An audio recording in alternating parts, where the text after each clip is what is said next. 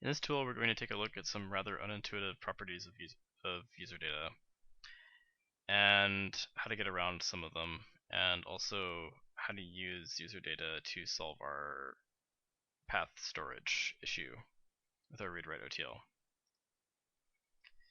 So as you may have guessed, what we will want to try to do is store the path into user data. So we only have to compute the path once, since it's relatively heavy to do that. We'll store it in user data, and we'll call it a day.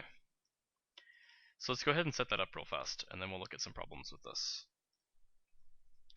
So if we go to type properties on our read-write node, note that since the last video I have cleared the callback script here and deleted that script out of the Python module for the OTL.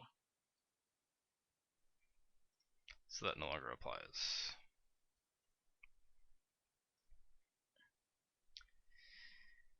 Alright, so the first thing that we're going to want to do is set the user data. And let's just go ahead and set it on this node and see what happens. So let's just go down and say def, we'll just say path keyword callback again. And that's because we want this function to be called by this parameter. Whenever we change this parameter, it needs to recompute the path. So far, this is the only parameter on our OTL that causes a recompute of the path, but if we added more parameters that affected the path, then we would need to call this callback as well. So we'll want to take the node as an argument, as usual. Hopefully you're also getting used to this workflow. And now what we want to do is just get the path. So current path equals get path who node. And if you don't remember, this function get path is up here, and it just takes the node as an argument. Now if you recall, this function generates our path, but we're artificially adding a half a second of time to the step of generating the path, and this is to simulate if we were getting this path from a database, for example. Essentially, we want to make this a heavy operation for the sake of example. So now we just want to add that to user data, so we can say who node dot set user data current path. Sorry. First we want to give it a key, so we say path for the key, and then we give it current path as the second argument. So if we hit apply, just minimize this for now, we can give it a path keyword, say fawn. No errors, that's good. So let's just go ahead and select this and see what our user data looks like. So if we click this display user data button that we created last video, there is no path. And that is because I forgot to go over here to parameters and set the callback script, so don't forget to do that. kvargs node.hda module dot path keyword callback kvargs node, and hit apply. Now let's minimize it and change our path keyword to something like blurg. Now you can see that it paused for half a second because we recomputed the path. And let's see what our user data looks like now. So if we select the read-write node and we click display user data, now we can see our path very clearly in there.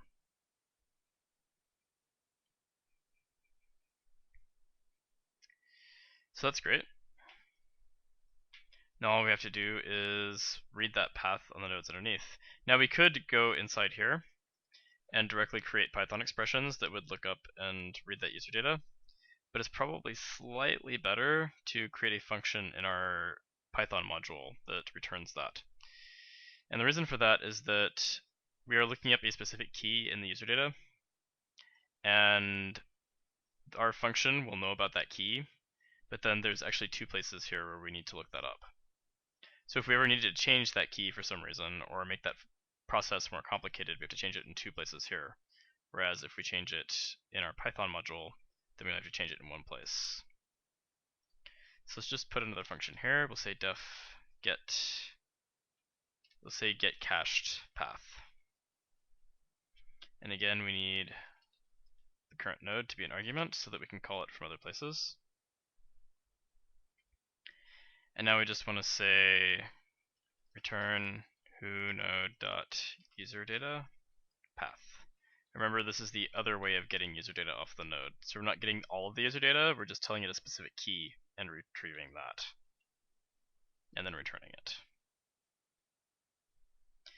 Now we could probably put some checks in here to see if the user data exists at all, but that's going to tie into a later topic in this video very nicely. So I'm going to wait to do that until we get there. So if we hit apply, now we just need to make Python expressions here that look this up. Now this node already has his expression language set to Python, so I'm just going to alt-click to create my Python expression. Click inside, Alt-E, select all of that. And now we just need to get the parent node, so we can say parent node equals who.pwd.parent. And then we can just say return parent node.hda module dot get cached path. And now you can see that I need to give it an argument of the node, so we say parent node and hit apply. And straight away we have our path. Since this is cached, it's very, very fast to look up. Alright, let's hit accept. And actually, Alt-E to bring this back up, we'll just copy, go here, Alt-click to create our Python expression, make sure that the node is set to Python as the expression language. Click inside, hit Alt-E, get rid of the default, and paste. So it's the same thing. And now we hit accept. Now there is something wrong with this, and that is that this is actually not going to be updated with the frame number, since the frame number is part of this. So it might be slightly better is for our path to return not the frame, but just %4d.bgo. And then we'll get rid of frame in our path args.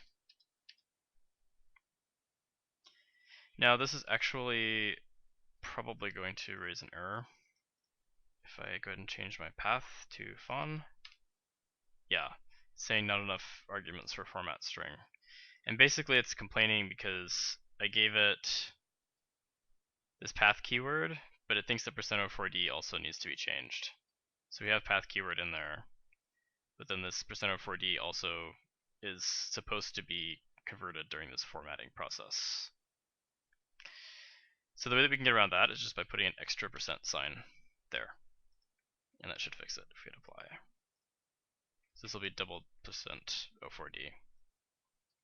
So now if we change this back to Blorg, no error, everything seems to work okay. And if we go inside, this is %04d now, and this is %04d. Now the only problem here is that Houdini doesn't understand %04d, so we need to convert this back into a frame number. So why are we not just letting this remain a frame number here when we get the path originally? Well, the problem is that we are not actually running this callback every frame.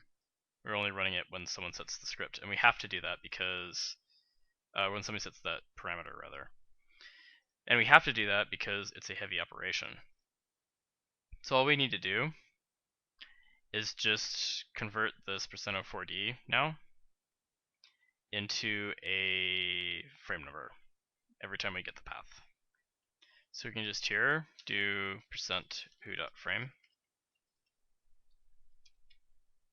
and that should give us our formatted path. So let's just go ahead and hit apply, see if that works.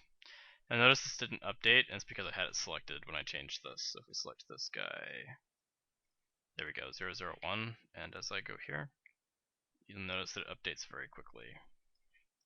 And same thing here, we can scroll, it updates very, very quickly.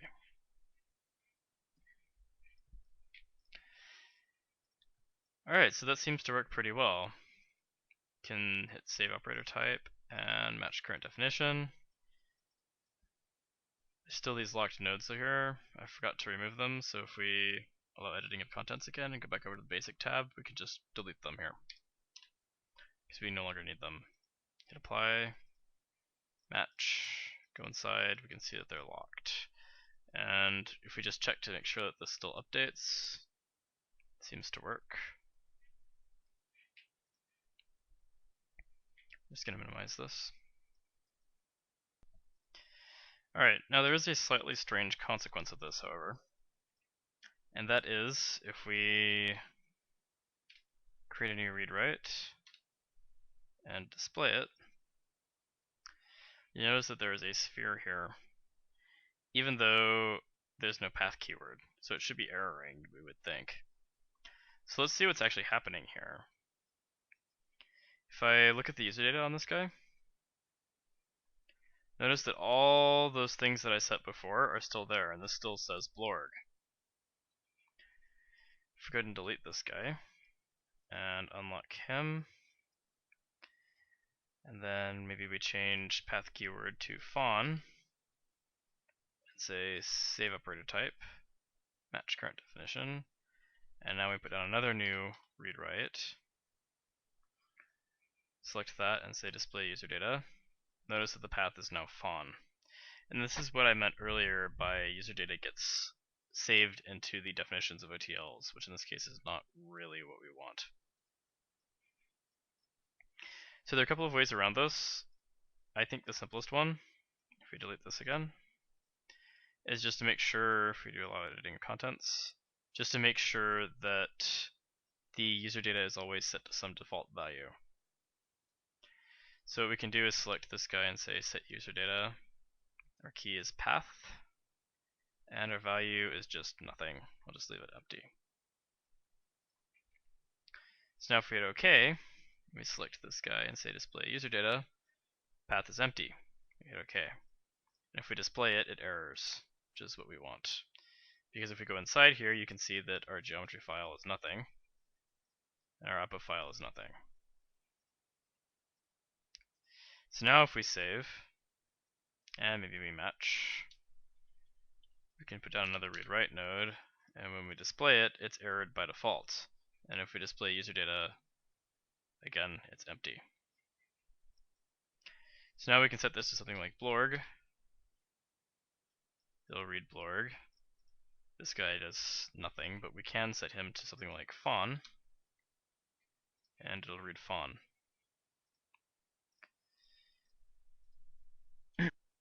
But this fact that user data is saved into the definitions of OTLs it causes a much more diabolical wrinkle. And I'll show you what I mean. So suppose that we have our little read write OTL here, and we decide that we want to put it inside of another OTL, which seems pretty reasonable given what this node actually does. So if we just select him, hit Shift C, and let's say there's a bunch of other things in here that process our geometry before it gets written, or before it gets read or written. So if we come back out, let's just call it test user data. Then right click, create digital asset, delete that part, select that guy and copy. And then I'm just going to put it in my OTLs directory. That is not the right OTLs directory. There we go. Test user data.otl. We'll hit accept. Hit accept. So now that's cool. So I'll just right click and say save and say match.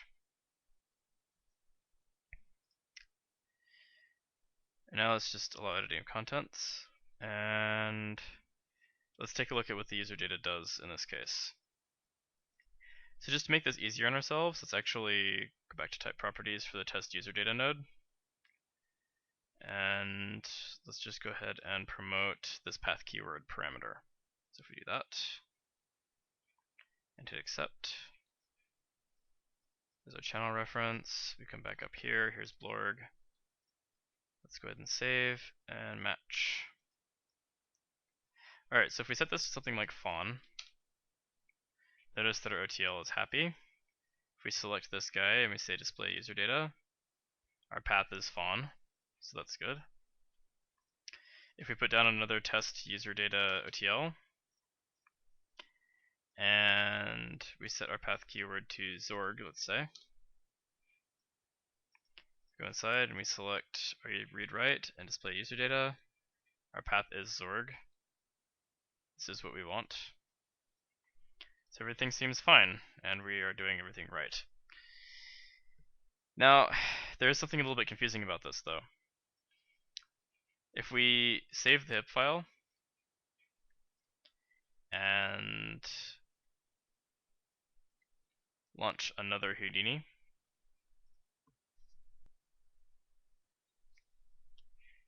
and now I'm just going to launch that exact same HIP file, which if we look, it was user data v01, so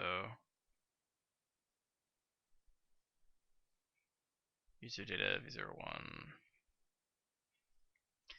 Okay, so this all looks similar, but let's see what happened to our user data. If we go back inside and look at read write, go back to week 6, let's say display user data.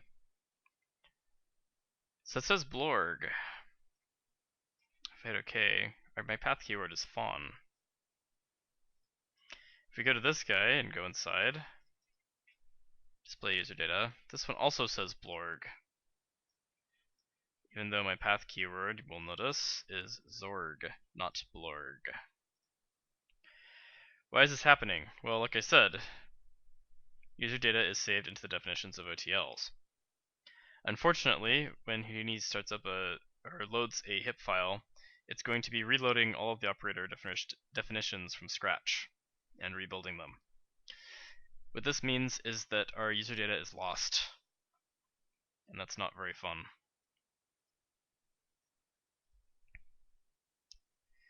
So how do we get around this? There really isn't a clean way, and this is one of the reasons why I said that user data is not the ideal answer to this problem. Alright, so let's just go ahead and close this HIP file and go back to our original. So, how do we get around this problem? Well, there probably isn't a very clean way to do it.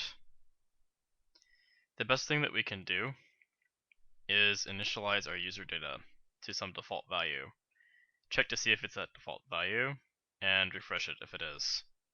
And then we make sure that all the OTLs that use our node have that default value saved into the user data. So for example, if we display this guy, hit allow editing of contents, and go inside, we could set user data path to the string under null under like this, and then hit OK. Come back out and save operator type. What this is going to do is, if we display our user data, our path is null. So then if we allow editing contents on this guy and say type properties, which that's there, we go back to our scripts. Under get cached path, what we can do is we can just say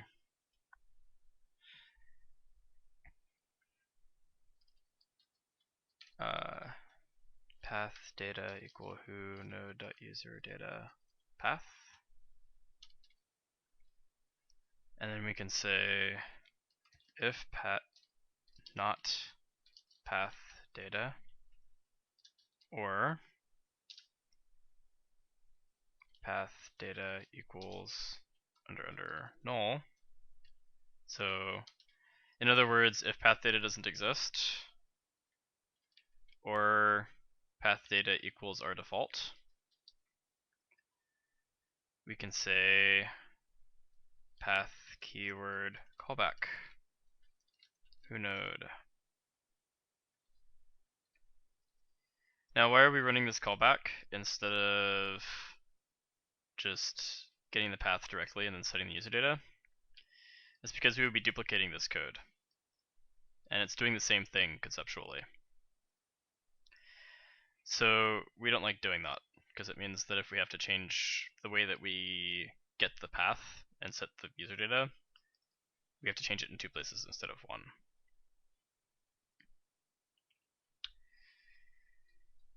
So we have a couple of options for retrieving the path, because now our path data no longer represents what's in the user data. We could just run this again, but that's a bit inefficient. My preference would be to just have path keyword callback return current path, and then we can just say path data equals return value of that.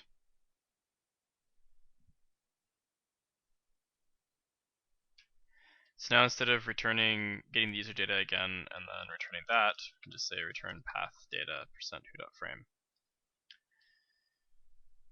And if we hit apply, that's fine, we'll just hit save and cancel. Save operator type, match current definition. Let's check our user data values. So our path is set to fawn, and our path is actually set to fawn right now, which is not what we want. But you'll notice that if we put down a new read-write node, make sure it's selected and hit display user data, it is actually set to null, so that is the default. So this node is just stuck on that path. So if we go ahead and delete him, we can just set it by hand. So if we grab him and say set user data, key is path, value is __ null __, hit OK, and now if we display user data, that's what we want. And the reason why we can do it this way is because we're just going to be saving it into the definition of this OTL. So if we save operator type there, and match, and create a new test user data, and go inside, and then check display user data here.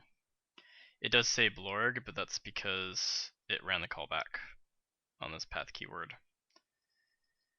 which is what we wanted it to do. Alright, so let's see if this works. So if we change path keyword to Zorg now, you can see that the user data here, oops, wrong one, is Zorg. So let's go ahead and save our HIP file. Open up our second Houdini session once more. And just get rid of that.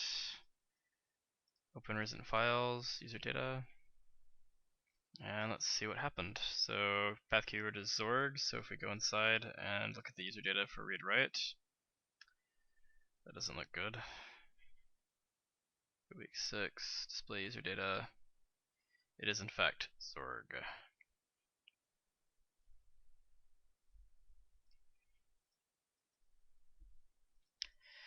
And the reason why this is errored is because we haven't actually written out Zorg yet. So if we look at our fawn, we have written out fawn. If we go inside here and we say display user data, it is actually fawn. Alright, so this is a workable solution that we have come to. And if you're absolutely obsessed with using user data to solve this, then we can use this. But there is one big glaring problem with this solution. If we close down Houdini, and hopefully that problem is pretty obvious. It depends on the people who use our OTL inside of their own OTLs to know to set this user data when they save their OTL. And furthermore, it's really easy for them to screw this up because all they have to do is change this to something that's not null even if it is null, they can't physically set it to the right thing. So if they set it to something else, and then now the user data is set to that, if they save their OTL right now, their OTL is broken. So this is very unreliable.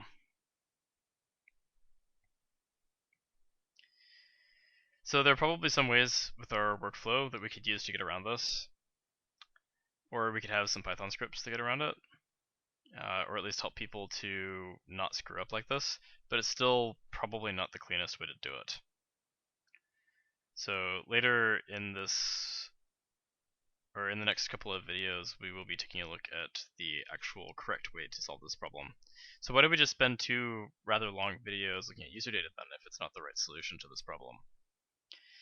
There are 2 reasons. The first reason is that it gives me a reason to introduce the concept of user data to you, and it gives me a great example to show you of some of the limitations of user data. User data can be very useful for other things, however, so it's a good thing to have in your toolbox. The second reason is that user data is the second thing that people think of when they think of ways to get around this problem.